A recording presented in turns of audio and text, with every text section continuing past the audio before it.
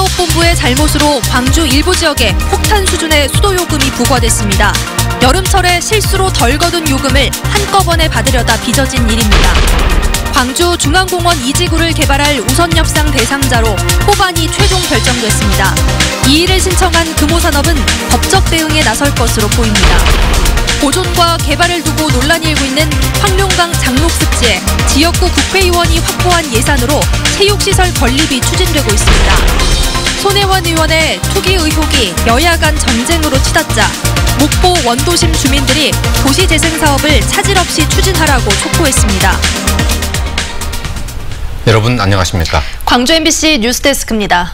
광주시 상수도사업본부가 평소보다 최고 10배 많은 수도요금을 400여 가구에 무더기로 부과했습니다. 몇 달 동안 검침을 제대로 안 해서 생긴 문제였는데 잘못은 자신들이 해놓고 누진 요금까지 부과했습니다. 남궁욱 기자가 보도합니다. 김용일 씨는 황당한 일을 겪었습니다. 평소와 같이 물을 썼는데도 집으로 날아든 수도요금 고지서에 평소에 3배가 넘는 요금이 찍힌 겁니다. 뭐 10만 원, 11만 원. 근데 이상한 게 많이 나오더라고요. 네, 37만 원. 엄청 황당하셨어요? 네, 황당했죠. 이 일대 420여 가구는 적게는 몇만 원부터 많게는 50만 원까지 수도요금 폭탄을 맞았습니다. 알고 보니 광주시 상수도사업본부에 실수로 일어난 일이었습니다. 지난해 6월부터 9월까지 실제 계량기를 확인하지 않은 채 이전 사용량에 준하는 적은 요금을 받아오다가 넉 달 동안 덜 받은 요금을 한꺼번에 물린 겁니다. 물 사용이 가장 많은 시기에 요금을 한꺼번에 부과하다 보니 누진 요금까지 부과됐습니다. 3단계 구간으로 책정되는 수도요금 체계에서 사용량이 최고 수준인 3단계에 적용됐고 약 33%가량의 추가 요금이 주민들에게 떠넘겨진 겁니다. 누진제까지 적용해 잘못 부과한 요금은 420여 가구에 총 7,200여만 원, 가구당 17만 원꼴로 요금을 더 내려고 한 셈입니다. 갑자기 10월 달인가서부터 200 몇 킬로가 밀렸다냐? 밀리는 거 있으니까 그거 넣으시라고. 광주시 상수도사업본부는 자신들의 잘못을 인정한다며 누진 요금을 뺀 수도요금 고지서를 주민들에게 다시 발송했습니다. 그분들을 이해를 시켰어요. 그래가지고 사용한 것을 가지니까 그냥 누진 요금을 빼고 요금을 이렇게 나눠서. 허위 검침의 피해를 주민들한테 떠넘긴 광주시 상수도본부. 졸속 행정이란 비판을 피할 수 없게 됐습니다. MBC 뉴스 남궁욱입니다. 광주 중앙공원 2지구를 개발할 우선협상 대상자로 호반이 최종 결정됐습니다. 당초 대상자로 선정됐던 금호산업은 지위를 잃게 됐습니다. 광주시는 죄송하다고 사과했지만 그런다고 기업이 순순히 물러설 것 같지는 않습니다. 이래저래 민간공원 특례 사업이 순항하기는 더 어려워졌습니다. 보도의 정용욱 기자입니다. 민간공원 2단계 사업 가운데 중앙공원 2지구의 우선협상 대상자가 호반으로 최종 결정됐습니다. 금호산업이 평가 오류를 이유로 이의를 제기했지만 광주시가 끝내 받아주지 않은 겁니다. 하지만 이대로 논란이 사그라들지는 의문입니다. 기자회견 내용을 보면 광주시 스스로 책임질 일이 없는 금호산업이 우선협상 대상자 지위를 잃게 된 건 죄송하다며 금호산업의 대승적인 협조를 당부하고 있기 때문입니다. 그 과정에서 이 절차상 금호산업에 기척사유가 없는데 우리 시 행정에서 잘못 적용한 것에 대해서 제가 죄송하다는 말씀을 드린 것이고요. 이에 대해 금호산업은 유감이라며 광주시로부터 공문이 도착하면 검토를 통해 향후 조치를 취하겠다고 밝혔습니다. 금호산업이 내부적으로 법률적 검토를 하고 있었던 만큼 경우에 따라 소송 가능성도 배제할 수는 없어 보입니다. 또 지역 환경단체가 감사원에 민간공원 2단계 사업에 대한 공익감사를 청구한 것도 사업 추진의 변수가 될 수 있습니다. 내년 6월 말 공원 일몰제에 맞춰 차질 없이 사업 추진을 하겠다는 광주시의 말을 그대로 믿기엔 주변 상황이 녹록지가 않습니다. MBC 뉴스 정용욱입니다. 이런 난제에도 불구하고 광주시는 민간공원 2단계 사업을 차질 없이 추진하겠다고 밝혔습니다. 정종재 행정부 시장은 넉 달 안에 협상을 마무리 짓고 도시공원위원회 심의와 환경영향평가 등의 후속 절차도 신속하게 진행하겠다고 말했습니다. 또 제안서가 접수되지 않은 송정공원은 이달 말에 재공고하고 광주시 재정으로 조성하기로 한 15개 공원에 대해서는 연차별로 예산을 편성해서 토지를 매입하겠다고 밝혔습니다. 황룡강 장록 습지를 둘러싼 논란에 대해서 얼마 전에 보도해드렸습니다. 알고 봤더니 한쪽에서는 보존을 추진하는데 다른 쪽에서는 개발 예산을 확보해놓고 있었습니다. 이런 사실을 서로 몰랐다고 합니다. 우정훈 기자가 취재했습니다. 광주 장록습지는 멸종위기 1급 동물 등 800여 동식물의 서식지로 확인돼 국가습지 지정이 충분할 것으로 판단됐지만 정작 지정이 보류됐습니다. 일부 주민들이 편의시설이 들어서야 한다며 환경부의 반대 의견을 냈기 때문입니다. 주민들이 요구하는 편의시설은 해당 지역구 김동철 의원이 확보한 특별교부세로 세우는 축구장과 골프장 등 체육시설인 것으로 나타났습니다. 특별교부세 10억 원으로 습지에 세워지는 편의시설은 0.07제곱킬로미터로 장록습지 전체의 2.3% 면적입니다. 환경단체는 습지를 지키는 것과 10억 원의 예산을 지키는 것 중에 무엇이 더 중요하냐고 반문합니다. 더욱이 김동철 의원은 국회 환경노동위원회 바른미래당 간사로 환경보존의 가치에 주목해야 할 위치라고 주장합니다. 상임위가 환경노동위원회인 만큼 이제 그런 환경적인 부분을 더 이렇게 지키고 또 지속 가능성 부분에 이제 고려를 해주고 그런 의정 활동을 해주셔야 되는데 반면 김동철 의원은 장록습지가 국가습지구역으로 지정이 추진되고 있는 사실 자체를 알지 못했다며 예산 확보와 습지 지정은 관련이 없다고 반박합니다. 또 해당 예산은 지난 2017년 12월에 확보된 것이라며 그때까지 국가습지보호구역과 관련한 어떠한 사항도 안내받은 적이 없다고 말했습니다.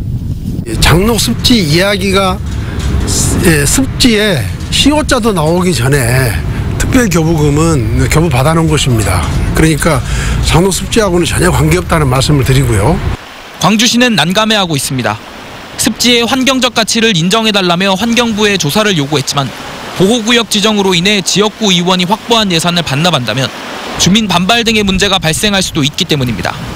환경부에서도 상당히 좋은 긍정적인 거로 나왔습니다. 그래서 이제 다만 지역 주민 일부에서 반대 의견을 필요하고 있기 때문에 지역 주민들과 충분한 대화를 거쳐서 좋은 안이 나오면 그때 추진하는 걸로 그렇게 생각하고 있습니다.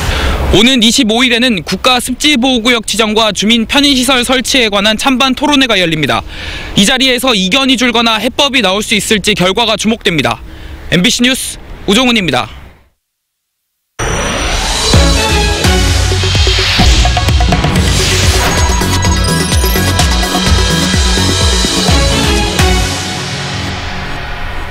손혜원 의원의 투기 의혹 논란이 정쟁으로 치닫고 있습니다. 자유한국당과 보수 언론은 목포 근대역사 문화공간을 손혜원 랜드나 손혜원 타운으로 부르고 있는데요.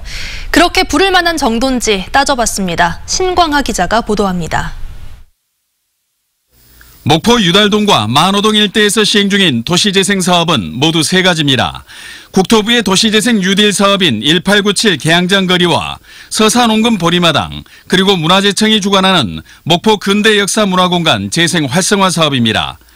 이 가운데 1897 개항장 거리 사업과 목포 근대역사문화공간 재생 활성화 사업은 면적의 91.6%가 중복됩니다.